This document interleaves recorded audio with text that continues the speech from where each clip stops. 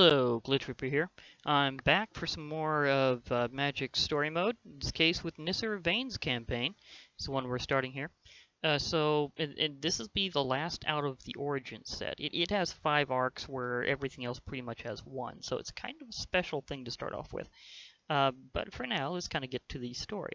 You are Nissa Vane, a warrior of the Draga, a tribe of elves on Zendikar. In order to survive on such a wild plain, you must be tough and practical. However, you are uncannily attuned to nature. Elemental forces respond to your command, a gift to summon your tribe fear. You have recurring visions that leave you with the unshakable feeling that there's a darkness hunting you. In an attempt to protect your tribe from whatever is after you, you flee Jiraga territory.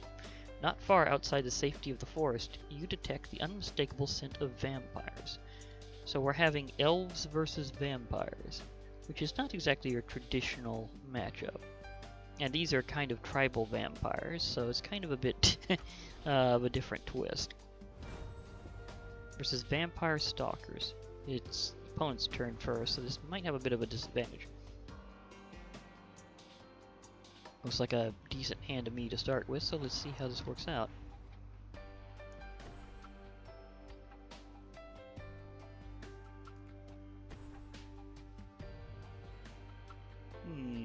Ghoul-Draz Vampire. As long as an opponent has 10 or less life, Ghoul-Draz Vampire gets +2/+1 and has Intimidate, which means it can't be blocked except by either artifact creatures or something that shares a color with it, so in this case black.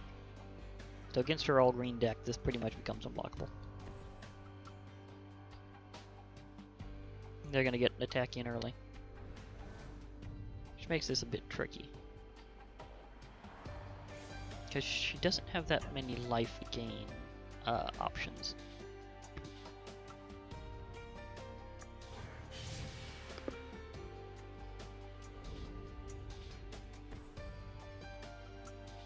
Child of Night has lifelink. That could be a big problem. Because if they're regaining health repetitively, then I might not be able to keep up with it this round. That could be an early big deal.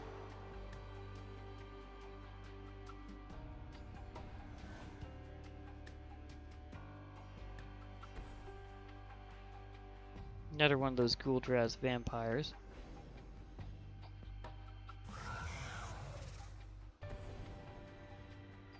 Doomblade. Destroy target non-black creature. The void is without substance but cuts like steel. They're gonna get rid of my main creature and attack. So definitely going to get an early advantage. So may have to repeat this one. So we'll see.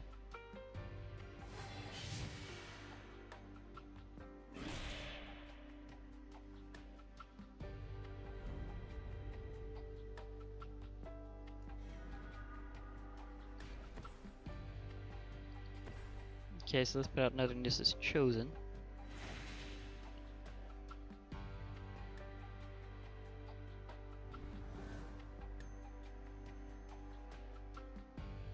I'll only be able to block one of them. Okay, I'm kind of hunkering down two. Two of those. It's gonna be a little interesting. So I have some of these, so if I can get enough mana together, might be able to work stuff.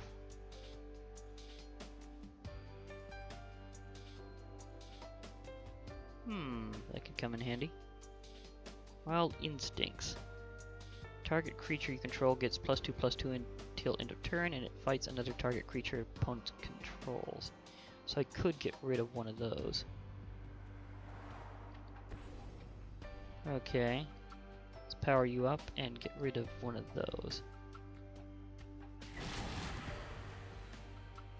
Yeah, their lifelink's still activated. That was interesting. I'll try to hold them on here.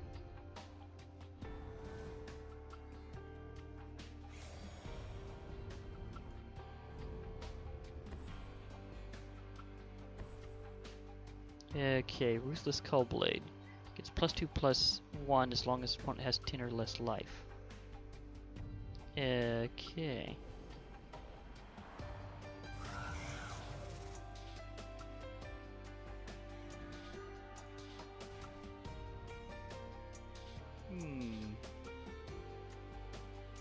So I'm. Yeah, this one has a lot of power and toughness, so it ought to be able to hold on. Wild Heart Invoker. If you pay 8, target creature gets +5/+5 and gains trample until end of turn. Yeah, that's pretty intense and can include itself. I'm gonna try to be defensive since they got an early advantage. Earn lives. Maybe I can run them over later if I'm lucky. Feast of Blood. Cast Feast of Blood only if you control 2 or more vampires. Destroy target creature, you gain 4 life. Oh, really? This is not going well. Oh.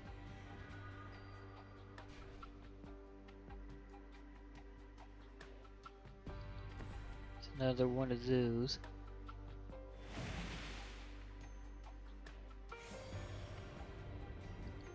Yeah, I'm gonna have to see if I can bide my time and power up later to run them over. This is gonna be a bit tricky.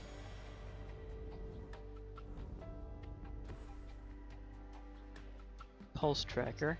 Whenever they attack, each opponent loses 1 life, so there's a problem.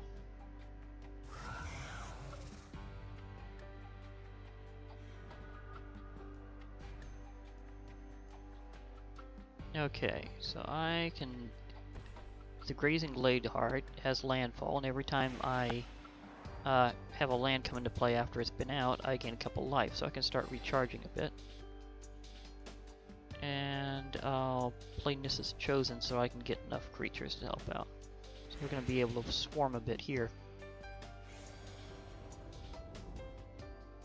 But I can't really attack yet because there's enough things to kill off my creatures too.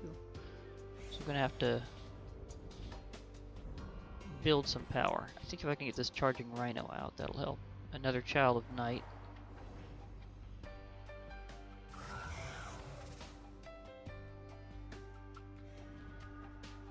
Ah, Charging Rhinos. Okay.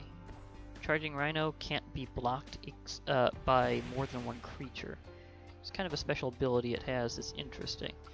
So it means that if I attack with it later, it won't be able to be killed off by any of these, because individually none of them are strong enough.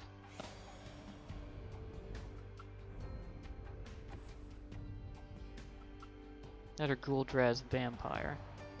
Definitely getting a pattern with that one. So now I can try picking them off one by one, hopefully. Now I'll have another Charging Rhino. So another Rhino, please. I'll attack with this one since there's not a single one of those that can take it out. And they have no cards in hand, so it's not like they're gonna pull a fast one on me. That just goes through. Bonk. Just got rhinoed. That took a chunk out. They're still over their starting life total.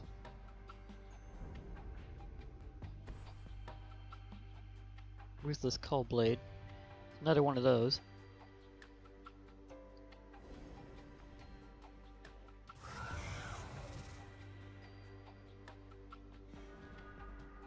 Ah. Just a bit of restoration for me. Nissa's Chosen. So I get another one of those out. Your special ability is interesting. If they would die, put it on the bottom of his owner's library instead. So that's a bit different.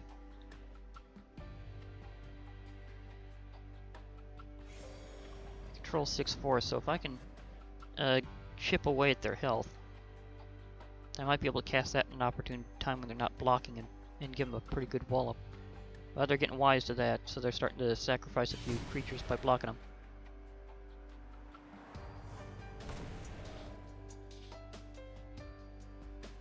Okay, so now we're down to even. That's an early advantage, but I'm taking it back. Now it's 20-20.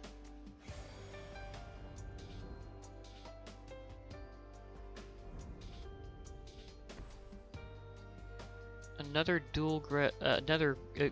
Ghoul-Draz Vampire. That for some odd reason I often get that reversed, or at least that seems to be how it's been recently. Okay. 7 forests. Okay. Now we're getting somewhere. See if I can get within finishing range. Because they seem to be a little reluctant to let go of everything. Oh, now I'm getting to stomp 2 of them.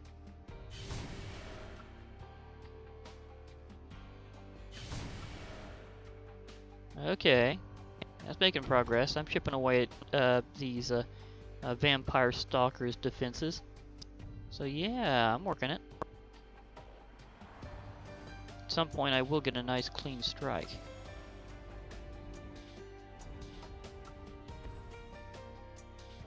Another child of night. And whenever they deal combat damage to each other, they will gain some health back, so that's something to think of. Wild Heart Invoker again. Okay. I have 7 force. If I can just get 1 more, I can actually activate that ability. It's an expensive ability, but it's very powerful. So let's continue the rhino charging. Rhinos! I have rhinos. Rhino! Oh, blocking with 1 but not the other. Okay.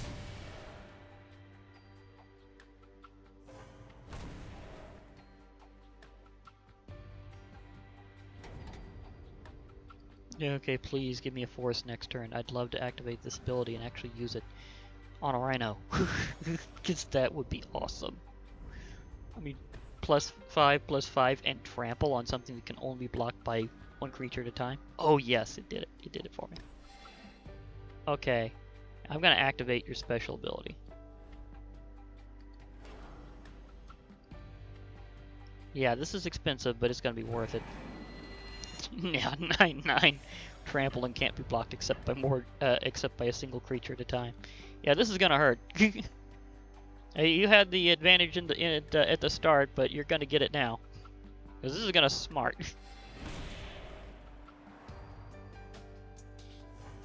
Crunch. Ouch. Okay, the bringing it back part's really working, although they did block with something with lifelink, so they got a couple points back. Still, I think I got the enemy cornered now. Oh. Well, this is going to be it, folks, because if I pay for that ability once, then and charge up my creature with this with like 9 force worth of power, this is going to be intense. So let's see how powerful we can get this rhino to be. Okay, so I charge up you.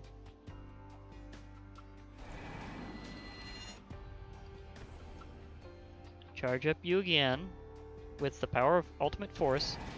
18/18. Yeah, this is gonna be insane, and the other one still is a 4/4 on its own, so that's 22 points of damage. Oh gosh.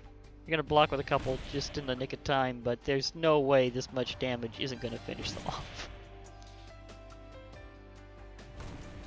Crunch. Yeah. That hurt.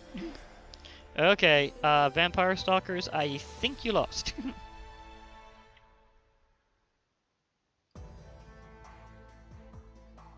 Though you repressed your elemental powers around the Jiraga, now you let them flow. The stalking vampires will not bother you again. As your connection with the land deepens, you begin to understand that the darkness is not hunting you, it's calling you. There's a blight deep in the continent of Aquilum. That is where you must go. So, she's on a journey to try to find the source of a blight. And when she gets there, she may find out that it's more of a mystery than she first thought. So, we'll get to that over Nissa Vane's special story arc. For now, I'll be heading off. So this has been Glitch Reaper. Hope to hear from y'all later, and bye for now, everybody.